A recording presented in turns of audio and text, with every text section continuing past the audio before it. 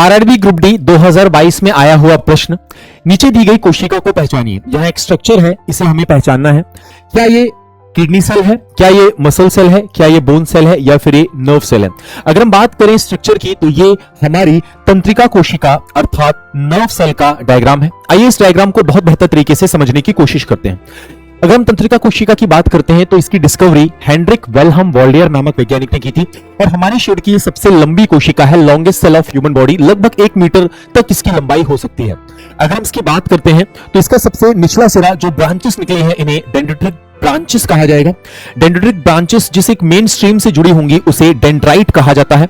Dendrites आकर cell body से connected होते हैं। याद रहे सेल बॉडी को सोमा के नाम से भी जाना जाता है। अगर बात करें सेल बॉडी के अंदर तो न्यूक्लियस या केंद्रक यहां पर मौजूद होता है। इसके अंदर खुद का एंडोप्लाज्मिक रेटिकुलम, माइटोकॉन्ड्रिया आदि पाए जाते हैं। कोशिका आगे जाकर एक पतले से हिस्से में आपका बदलती है। इस पतले से फाइबर लाइक स्ट्रक्चर को एक्सॉन कहा जाता है। एक्सॉन जाकर छोटी छोटी ब्रांचेस में कन्वर्ट होता है, इसे टीलोडेंड्रिया कहते हैं और इस प्रकार ये टीलोडेंड्रिया जाकर अगले न्यूरॉन में सिग्नल्स को भेजता है। अगर हम इस गैप की बात करें तो इस गैप को नोड्स और इसके अंदर बेसिकली जो उपस्थित गैप है उसे सिनेप्स कहते हैं। सिनेप्स जो गैप है इसके अंदर न्यूरोट्रांसमीटर नामक फ्लूइड भरा होता है जो कि सिग्नल्स को आगे भेजने में मदद करता है।